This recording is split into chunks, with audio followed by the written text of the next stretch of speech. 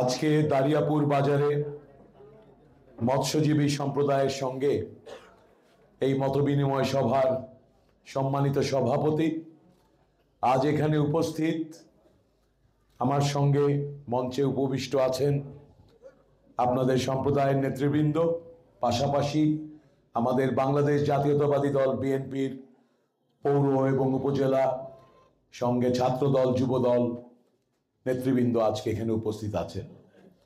আজ এখানে আপনারা যারা উপস্থিত হয়েছেন এই মৎস্যজীবী সম্প্রদায়ের, আপনাদের সবাইকে জানাই আমার সালাম এবং শুভেচ্ছা। আসসালামু আলাইকুম। কেমন আছেন আপনারা? আলহামদুলিল্লাহ। আমি আজকে আসছি, আপনারা অনেকক্ষণ ধরে আছেন, নেতৃবৃন্দ বক্তব্য রাখছেন, আপনাদের পক্ষ থেকেও বক্তব্য আসছে, আমি বক্তব্যগুলো শুনলাম এবং সেখানে আমরা যেহেতু সামনে নির্বাচন সেটা নিয়ে কথা আসছে, আর আপনাদের সম্প্রদায়ের পক্ষ থেকে আপনাদের যে কিছু চাওয়া পাওয়া, কিছু আকাঙ্ক্ষা, সেগুলোর কথা আসছে। সেই কথাগুলোর গুরুত্বপূর্ণ এবং সেগুলো আমরা আরো আলোচনা করব। কিন্তু আমি আপনাদের কাছে আজকে যেটা করতে চাই, শুধু নির্বাচন না, শুধু দুই একটা আজকে কালকে পরশুর চাওয়া পাওয়া না।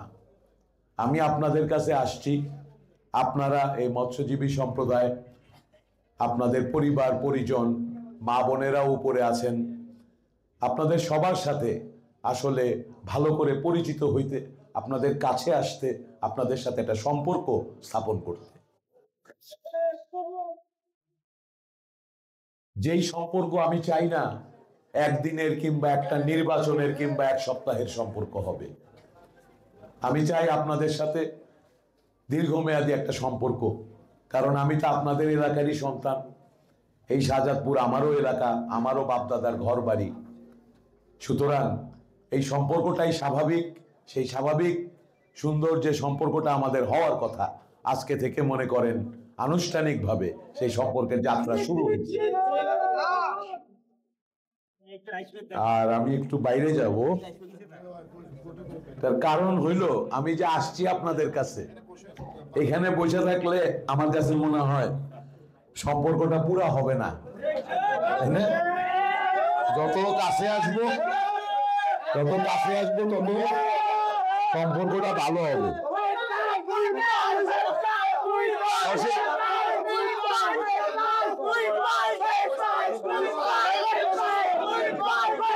এই যে হাতটা মিলাইতে পারলাম কাছে,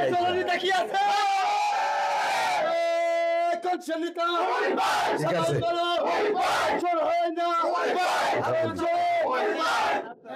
বসেন, আপনারা বসেন, বসেন।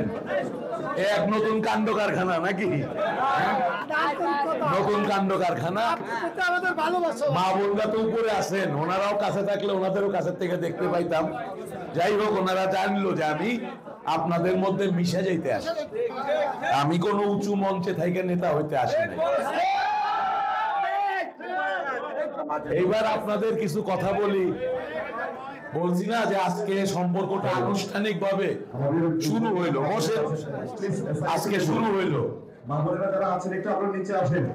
আচ্ছা, মা বোনেরা যারা আছেন উপরে নিচে আসেন। যে কয়জন পারেন, বেশি অসুবিধা করার দরকার নাই। এখানে আইসা জায়গা নাই, তো জায়গা নাই, থাকুক এখানে। মা বোনেরা থাকে, বরং মন দিয়া আমার আলাপটা শুনেন। বসেন, সবাই বসেন। মনে করেন যে মজলিস গাল গল্প করতে আইছি, বসেন, উত্তেজনার দরকার নাই। সবাই বসেন, গল্প করতে আইছি, গল্প করি। এই যে আপনাদের সম্প্রদায়ের সাথে, না এটা ইম্পর্টেন্ট গল্প, আপনাদের সাথে আমার সম্পর্কটা কিন্তু অনেক দিনের।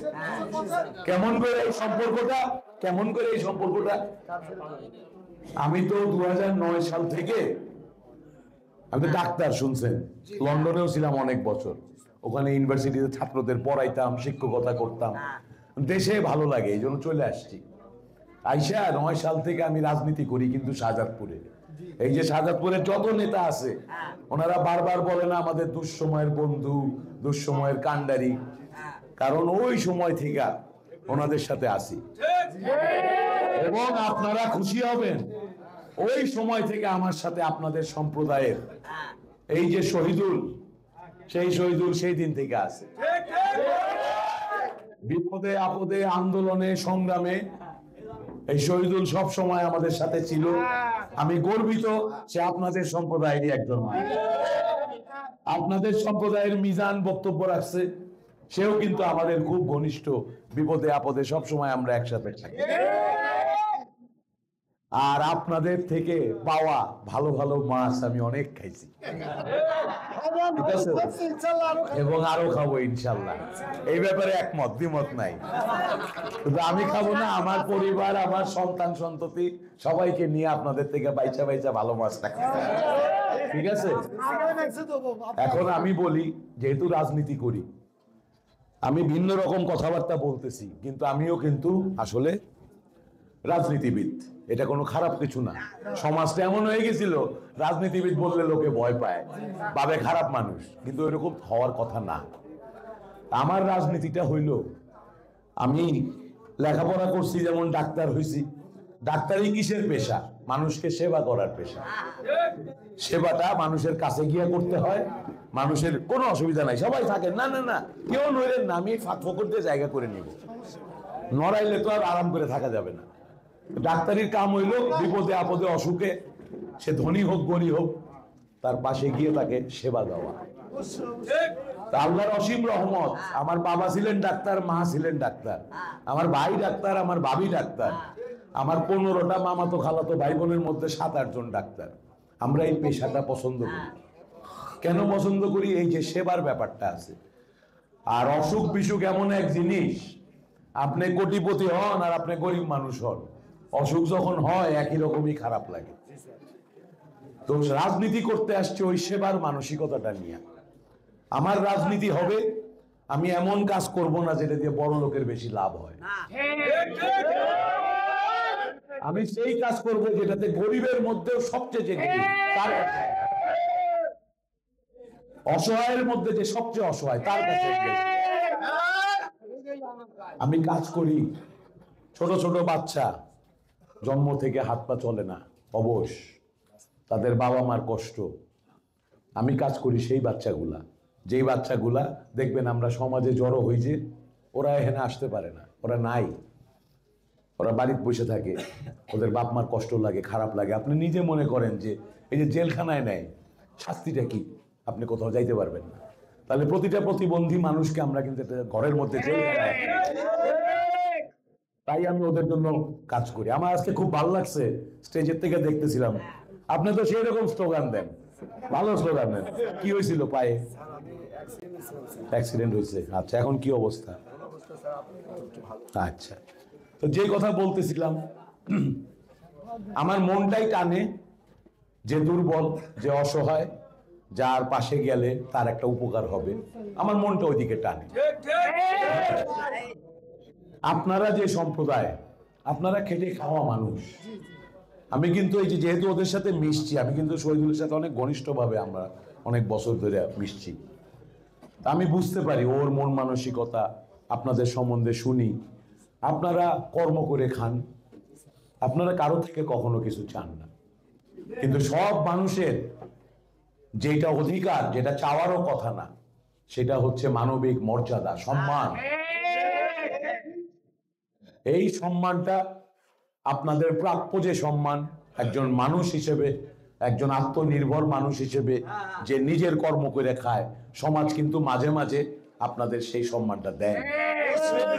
আমি এইটুকু বুঝতে পারি, আপনাদের সাথে মিশে আরো অনেক কিছু হয়তো আস্তে আস্তে শিখতে পারবো, বুঝতে পারবো। কিন্তু আমার রাজনীতিটা এই কারণেই আপনাদের পাশে আমি থাকবো। আমি ব্যক্তিগতভাবে জীবনে এই জিনিসগুলো পছন্দ করি। নিজের কর্ম নিজে করে খাবো, কারো দিকে তাকায় থাকবো না, কিন্তু আমার যে সম্মান, আপনি যত বড় বড় লোক হন আর যত বড় জ্ঞানী হন, মানুষ হিসেবে আমার সম্মান আপনার। সুতরাং আমি আপনাদের সাথে আপনাদের এই সম্মানের জন্য সবসময় লড়াই করব এবং আমার থেকে আপনারা ব্যক্তিগতভাবে মানুষ হিসেবে এই সম্মান সবসময় পাবেন ইনশাআল্লাহ। রাজনীতির কথায় আসি, দেশে অনেক কিছু ঘটে গেছে। আপনারা দাঁড়িয়াপুরে থাকেন, আপনাদের এই বাজারে সমাজের সব শ্রেণীর মানুষ আসে, আপনারা সবই দেখছেন, সবই জানেন, সবই বুঝেন। দেশের অনেক ক্ষতি হয়ে গেছে বিগত সময়গুলোতে। একদিকে যেমন মানুষের ভোটের অধিকার ছিল না, তার চেয়েও বড় ক্ষতি হয়েছে, দুর্নীতি হয়েছে, উন্নয়ন হয় নাই।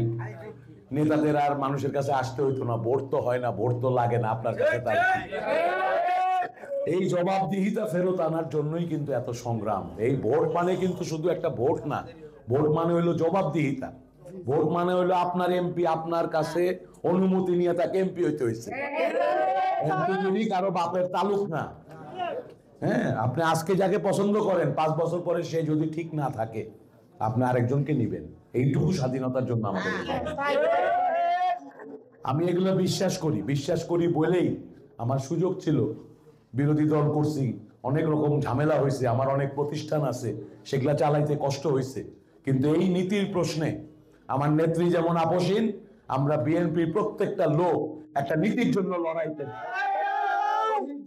আমরা নীতিহীন রাজনীতি করি নাই। তো আপনারা চান না যে সামনের দিনগুলো আর আগের দিনের মতো না থাকুক?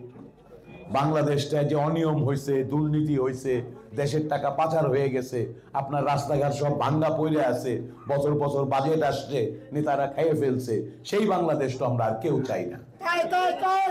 আজকে বাংলাদেশকে ঠিক করতে হইলে একটা দায়িত্বশীল দলের কাছে দায়িত্বটা দিতে হবে।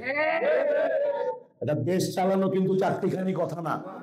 একটা এমপি 5 লাখ ভোটার, 10 লাখ মানুষের এলাকা, এইটা চালাইতে গেলে আপনার তো কিছু অভিজ্ঞতা তো লাগবে, কিছু বিদ্যা বুদ্ধি জ্ঞান, কিছু যোগাযোগ, এগুলা লাগবে। ফলে আমি আপনাদের বলবো, সামনের যে নির্বাচন, ভোটটা খুব ভেবে চিন্তে দিবেন। ভোটটা দিবেন এমন মানুষকে যাকে আপনার বিশ্বাস হয় যে না, এই লোকটারে মোটামুটি বিশ্বাস হয়, যাওয়া যাবে। এমন নেতাকে ভোট দিয়েন না যাকে 6 মাস আগে আপনি জানতেনও না যে উনি একজন নেতা। এরকম নেতা আছে না? নেতা হয়ে গেছে, ওনার দলের লোক হয়তো জানতো না যে উনি নেতা। আমরা ওই দলের আমির অন্য লোক আমরা দেখছি অনেক বছর, যখন কঠিন সময় ছিল। তো এমন নেতা যে আপনি জানেন না যে সে নেতা ছিল, তার দলের লোকদেরও আপনি ওইভাবে বুঝেন না। দলের দিক থেকে বাংলাদেশে বিএনপি 3 বার 4 বার সরকার গঠন করছে।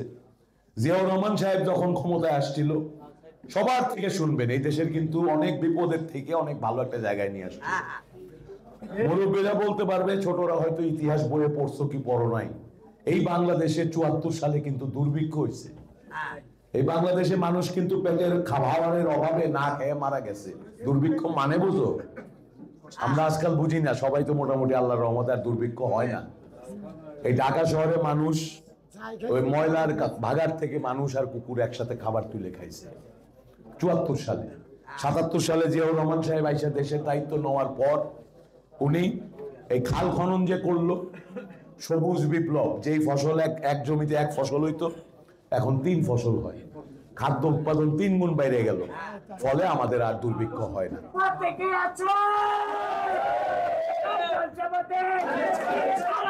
হবে হবে হবে হবে জিয়াউর রহমান সাহেব যেই যে কামটা করে গেলেন, আজও কিন্তু উনি নাই, আমরা সেটার ফল ভোগ করতেছি। আমাদের মানুষ বাড়ছে, ফসল হচ্ছে, আমরা খাচ্ছি, আমরা কিন্তু দুর্ভিক্ষে যাচ্ছি। এই যে আমাদের মেয়েরা আগে লেখাপড়ার সুযোগ পাইতো না, বেগম খালেদা জিয়া যখন প্রধানমন্ত্রী হয়েছেন, উনি প্রথমে মেয়েদের প্রাইমারি স্কুল ফ্রি করে দিছে, তারপরে হাই স্কুল ফ্রি করে দিছে, তারপর কলেজ ফ্রি করে দিছে। মেয়েদের লেখাপড়ার জন্য বেগম খালেদা জিয়া সমস্ত ব্যবস্থা করছে। এই যে উপরতলায় মা বোনরা আছেন, মুরব্বী মহিলারাও আছেন, একটা ভাতা পাওয়া যায় না, বয়স্ক ভাতা, মুরব্বীরা অনেকে পান। এই বয়স্ক ভাতা কিন্তু বেগম খালেদা জিয়া তৈরি করছে, আগে ছিল না। বিধবা ভাতা দেয়, এই বিধবা ভাতা কিন্তু বেগম খালেদা জিয়া তৈরি করছে।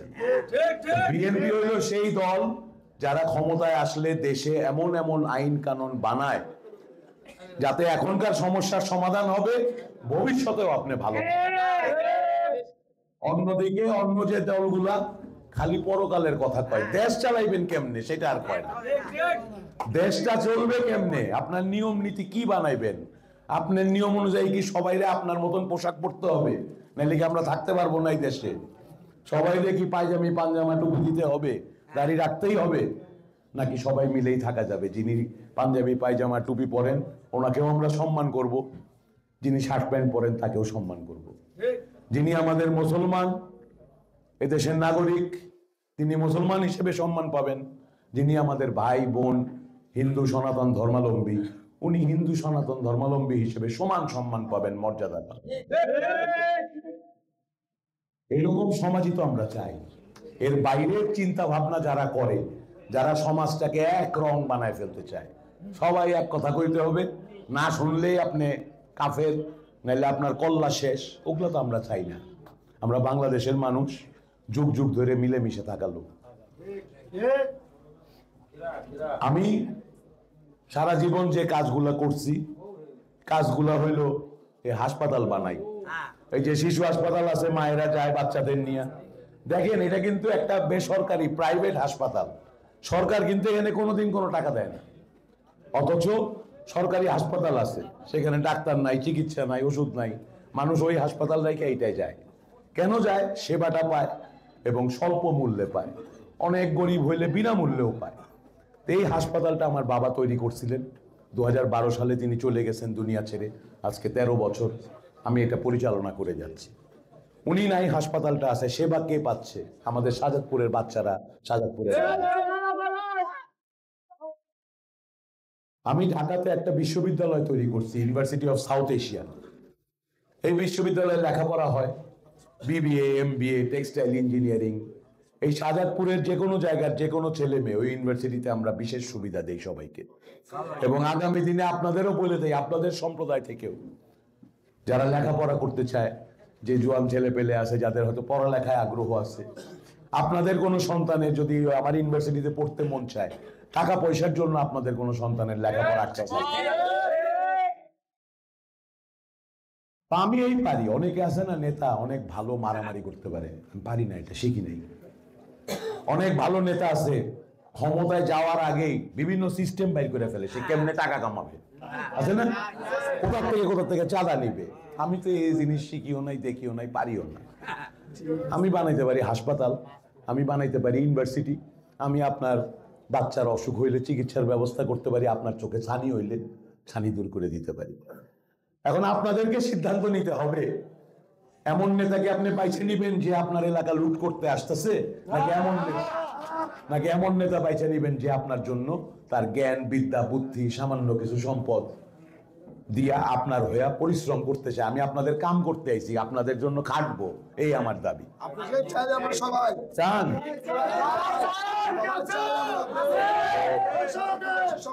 আপনাদের যেমন এই যে বলছে এই বিল্ডিংটার কি অবস্থা, এই বাজারটার কি অবস্থা, আপনাদের এটা কর্মস্থল, সারাটা দিন আপনাদের এখানে কাটে, তাই না?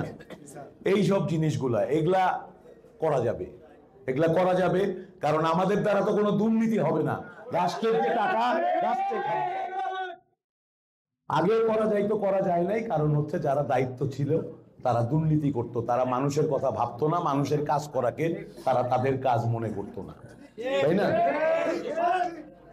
তো অনেকেই বলে প্রার্থীর আয়সা যে আমি আপনাকে কি কি দিব, আমার থেকে আপনি কি কি পাবেন।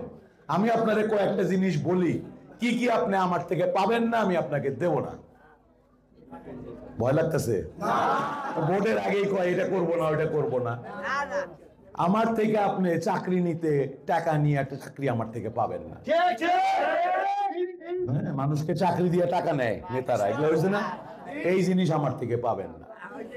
কোন চাঁদাবাজ আমার নাম বইলা হাটে মাঠে ঘাটে দোকানে গিয়া বলবে আমি মুই চেয়াবের লোক, চাঁদা দাও, সাথে সাথে বাইন্দা পুলিশে দিবেন আর আমার, এইটা আমি আপনাদেরকে দিতে পারবো না যে চাঁদাবাজ উপহার দিলাম। আপনার সন্তানের হাতে মাদক চলে যাচ্ছে, কেউ কিছু বলতেছে না, তাকায় তাকায় দেখতেছে, আর আমাদের বাচ্চা ছাওয়াল পাওয়াল গুলো আস্তে আস্তে এই মাদকের মধ্যে পড়ে যাচ্ছে। এই জিনিস আমি করতে পারবো না, ঠিক আছে?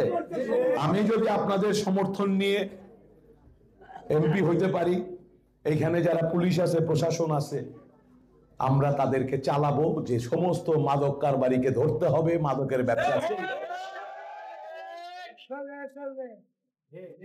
আর এই যে তরুণরা আজকে মাদকের খপ্পরে পড়তেছে, শুধু মাদক বন্ধ করলে কিন্তু হবে না। কারণ আমাদের আজকে যারা তরুণ 16 থেকে 30-35 বয়স, যাদের অর্ধেক সাওয়াল পাওয়ালের কোনো কর্ম নাই, কোথাও কোনো কর্মের সুযোগ নাই, সে কাজ করতে চায়, কাজ নাই। লেখাপড়া সে কিছু দূর করছে, যে কোনো কারণে হোক আর করবে না, তাহলে সে এখন করবে কি? আমাদের দল বিএনপি, আমাদের নেতা তারেক রহমান সাহেব 31 দফা পরিকল্পনা করছে। সেই পরিকল্পনায় বহু কিছু আছে, প্রধানত এই তরুণদের জন্য। তরুণদেরকে কর্মমুখী প্রশিক্ষণ দেওয়া হবে, ভোকেশনাল ট্রেনিং। বিভিন্ন ধরনের কর্ম আছে দেশে এবং বিদেশে। আমরা যদি এদেরকে 6 মাস 1 বছর প্রশিক্ষণ দিই, আল্লাহর রহমতে এরা তো শক্তি আছে গায়ে, বুদ্ধি আছে মাথায়, খালি দরকার প্রশিক্ষণ।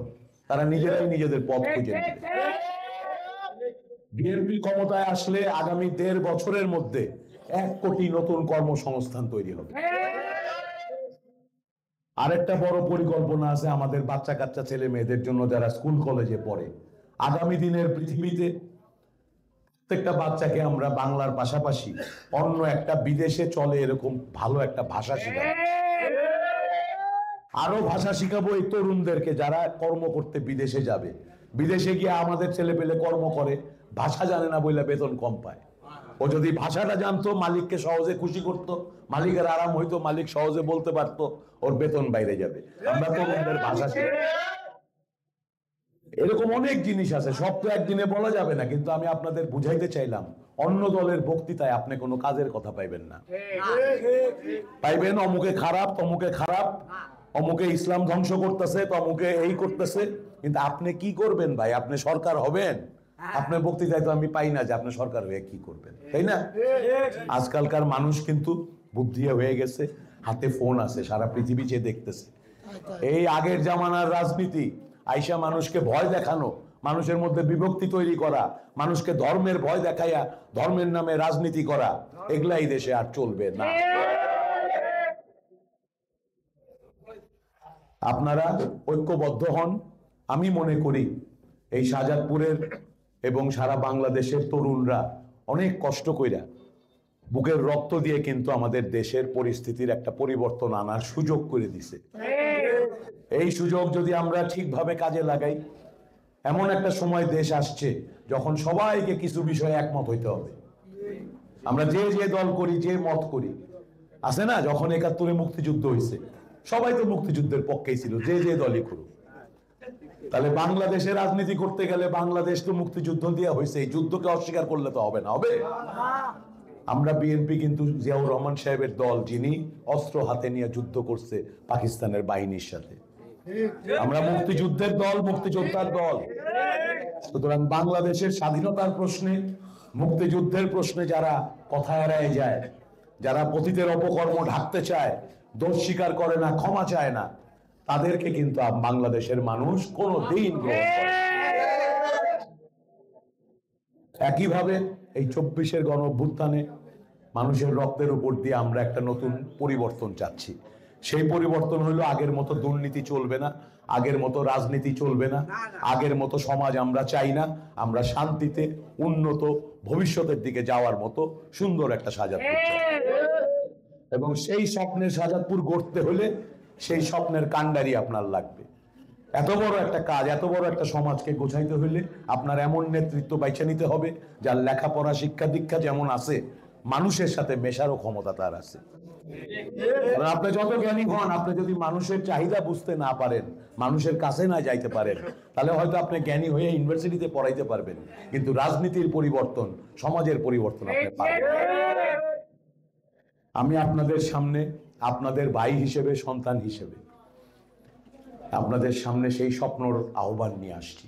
বিশেষ করে তরুণ তোমরা যারা আসো, আজকে অনেকে এখানে নাই। আমার এই কথাগুলো বলার উদ্দেশ্য, তোমরা এই কথাগুলো বাকিদের কাছে পৌঁছাবা।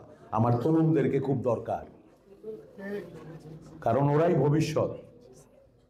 আমরা ওদেরকে দিয়েই দেখছি বারবার ওরা যুদ্ধ করছে, ওরা আন্দোলন করছে, তাহলে ওদের কেন বারবার শুধু যুদ্ধ আর আন্দোলন করতে হবে? কেন ওদের এই ভালো শক্তিটা আমরা এমন একটা পথ বানাই দিব যে পথে এই শক্তিতেও সামনের দিকে দৌড়াই যাবে। অতীতে কি হয়েছে, আমরা রাজনীতিবিদরা পথের মধ্যে ব্যারিকেড বসাইছি আর ওরা রক্ত দিয়ে ব্যারিকেড ভাঙছে। কেন এরকম হবে? এটা হওয়ার দরকার নাই। তা আমি তরুণদের জন্য সেই শাহজাদপুর বানাইতে চাই যেখানে তরুণরা যে যেটা ভালো পারে, যে যেটা ভালো করতে চায়, আমার কাজ হবে সেটাকে সাপোর্ট করে। আপনাদের সম্প্রদায়, মৎস্যজীবী সম্প্রদায়, আপনাদের একটা বিরাট ভূমিকা আছে। সেই ভূমিকায় যাওয়ার আগে এতক্ষণ তো আলাপ পারলাম, আপনারা আমার ভালো মন্দ কিছুটা তো ধারণা পাইলেন নাকি? পাইছেন না? এই ধারণার উপর ভিত্তি করে মন থেকে কোন তো আমার পিছে আসেন, ধানের শীষ আসেন।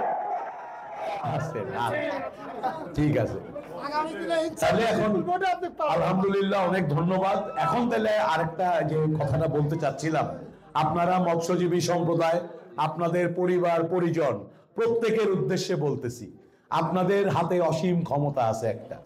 এটা আমি কেমনে জানি? রাজনৈতিক পরিবারের সন্তান বলে আমি জানি, এটা নর্মাল লোক জানে। বলছি আমার বাবা রাজনীতি করছে, আমার নানা রাজনীতি করছে। এইখানে আমরা ঘরে বসে অনেক কিছু শিক্ষা পাই। সেইখানে শিক্ষা পাইছি এই যে আপনাদের মতো সম্প্রদায় যারা যারা একসাথে সবাই একভাবে থাকেন, একভাবে চলেন, আপনাদের সুখগুলো একই রকম, দুঃখগুলোও একই রকম, এবং আপনাদের পেশাগত কারণে আপনাদের সঙ্গে সমাজের ধনী গরিব মধ্যবিত্ত প্রত্যেকটা ঘরবাড়ির মানুষের প্রতিদিন দেখা হয়, তাই না? ওরা আসতেই হয় আপনার কাছে।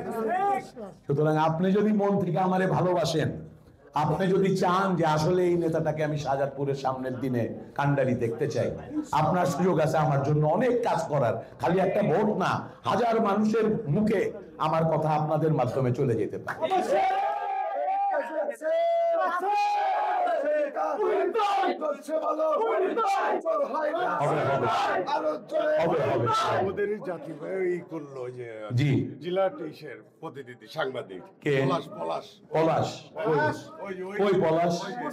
হ্যাঁ, আপনার কথা আমি বলতাম যে আপনার উপস্থাপনা খুবই সুন্দর, আপনার উচ্চারণ বাচন ভঙ্গি খুবই চমৎকার, খুব ভালো লাগছে। জি, আপনি এমনি কি করেন? আমি এই মৎস্য সম্প্রদায়ের সাথেই জড়িত আছি। বাহ, খুবই ভালো, খুবই ভালো।